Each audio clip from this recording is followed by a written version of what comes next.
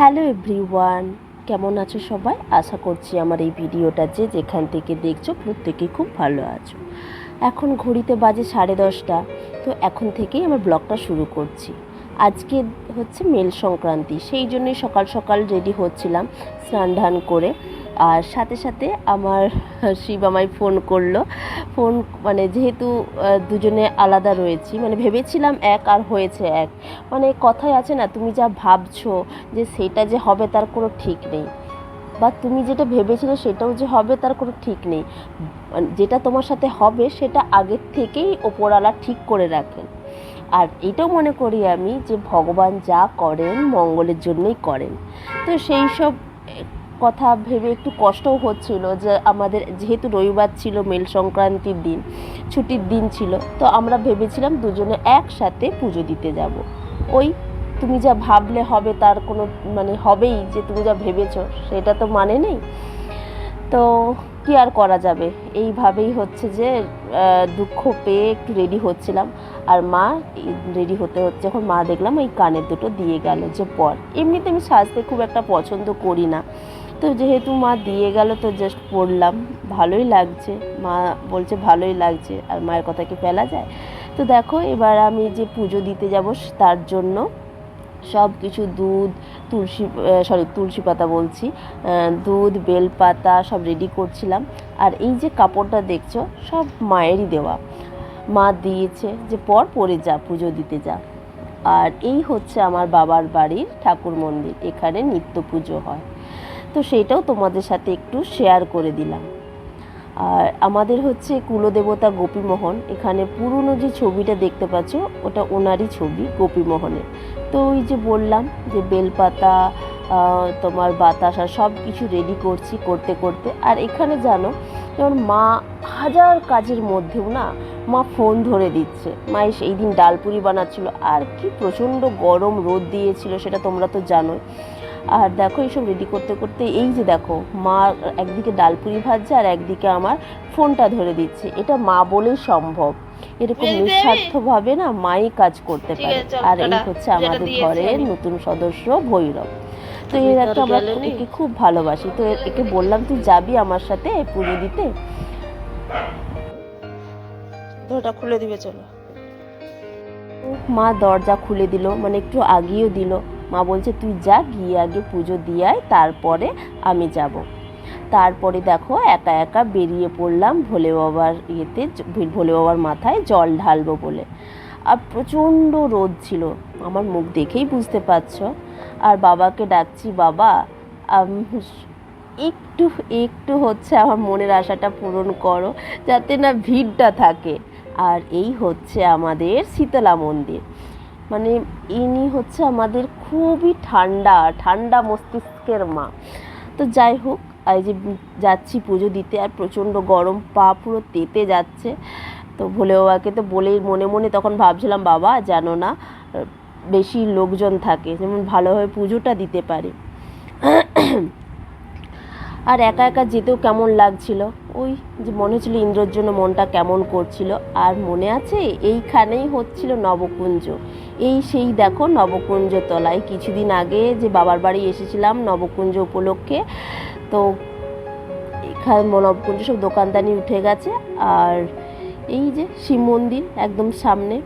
আর এই তো চলে এসেছি মন্দির তোমাদের সাথে গল্প করতে করতে। চলো আগে পুজোটা দিয়ে দিই, মন ভরে পুজো দিয়ে দিই, তারপর তোমাদের সাথে আবার কথা বলছি। আর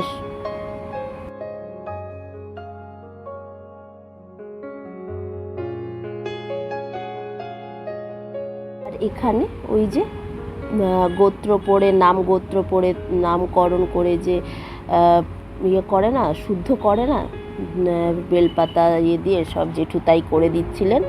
আর নাম গোত্র বলে দিলাম, বলে দিয়ে সত্ত্বেও গোত্রটা ভুল করে দিয়েছে, ঠিক আছে বাবা অ্যাডজাস্ট করে নেবে। ভোলে বাবা, আমার বাবা তো সবই জানে, ভোলে বাবা।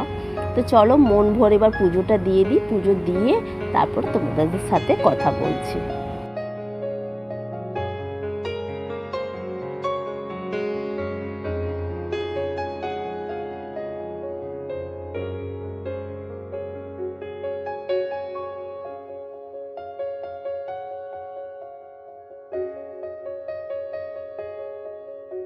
তো পুজো দেওয়া হয়ে গেছে। এবার যে নন্দী আছে আর হরগৌরী রয়েছে ওনাদের হচ্ছে যে জল ঢালবো, কারণ ভোলে বাবাকে ঠান্ডা করলে হবে না, তো আগে নন্দীকে ঠান্ডা করতে হয় তারপর হরগৌরীকে, তাই না?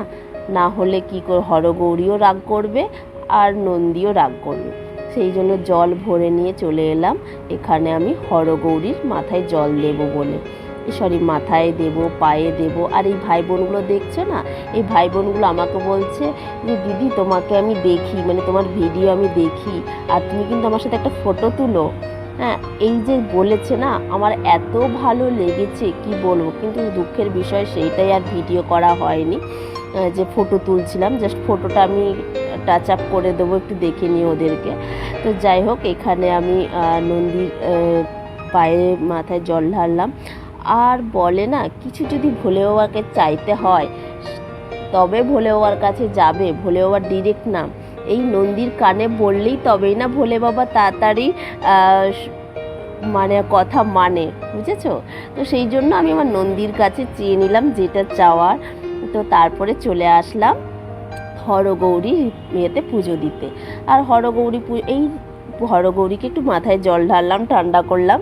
তো তারপরে বলি চলো, এই যে আমার ক্যামেরাম্যান বলে না, তুমি ওখান অবধি আমার মা ধরে দিয়েছিল, তারপরে কিছুটা নিজের থেকে আসলাম। এই যে এত কিছু দেখছো, এই দিদি আমাকে ক্যামেরা করে দিয়েছে। মানে বলেন, আমার একটু চিন্তা হচ্ছিলো কে ফোন ধরে দেবে। ওই কথায় আছে, যে খায় চিনি তাকে জগায় চিন্তামণি। তো আমার চিন্তা হচ্ছিল, ভোলে বাবা সেই আশাটাও পূরণ করে দিল। আর এই জেঠিমা দেখো, যখন আমরা ভাড়ায় থাকতাম, এই জেঠিমা আমাদেরকে, আমার ভাইকে স্পেশালি, আমি তো মামা বাড়িতে থেকে মানুষ হয়েছি, তো ভাইকে খুব ভালোবাসে, আমাদেরকেও খুব ভালোবাসে। তো নিজের মায়ের মতো মানে রান্না টান্না করে খাওয়াতো। আর এখানে জেঠুদের সাথে একটু গল্প করতে করতে জেঠু, সবাই আমার সাথে একটু ইয়ার্কিও মারছে। আর জেঠু বলছে ঠিক আছে, আবার আমরা ঘুরে নাকি আমার নামে পুজো টুজো দেবে, একটু গল্প টল্প করলাম।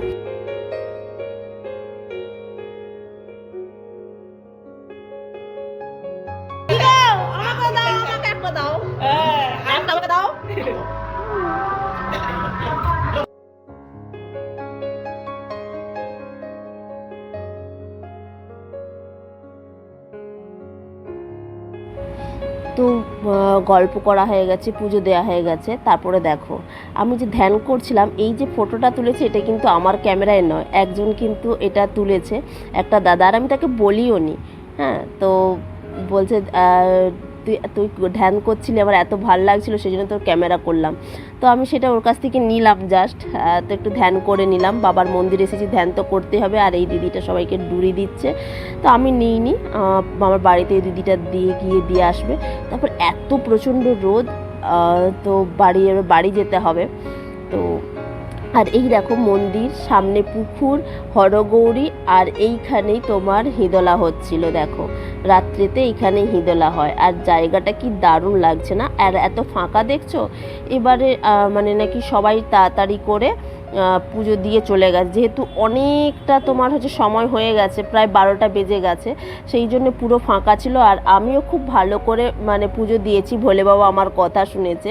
আর পুরো যা তাপ লাগছে না, আমি তিড়িং লাফাচ্ছি, সেটাই তোমাদেরকে বলছিলাম যে আমার জল ঢালা তো কমপ্লিট হয়ে গেছে, এবার যা রোদ দিয়েছে আমি তিড়িং লাফাচ্ছি। আর দেখো ভোলে বাবার কাছে তো প্রসাদ মাস্ট একদম, তো সেই জন্য চান জল, একটা হচ্ছে আম দিয়েছে, একটা আপেল দিয়েছে আমাকে, ভোলে বাবার প্রসাদ দিয়েছে, তাই তো আমি খুব খুশি, গিয়ে খাবো। আর চলো, কীরকম রোদ দিয়েছে সেটা একবার দেখে নাও। আর তোমাদের কেমন কেটেছে নীলষষ্ঠীর পুজো সেটাও আমাকে প্লিজ কমেন্ট করে জানাবে। আর যাওয়ার আগে একটা কথা বলি, বুঝেছো? আমার এই ভিডিওটা যদি তোমাদের ভালো লেগে থাকে না, তাহলে কিন্তু লাইক করতে, কমেন্ট করতে ভুলো না। আর কে কোথা থেকে দেখছো সেটাও আমাকে কমেন্ট করে জানাবে। আর হচ্ছে এই হচ্ছে আমাদের শীতলা মন্দির, সেটা তোমাকে দেখালাম। তো চলো মাকে একবার দর্শন করে নাও।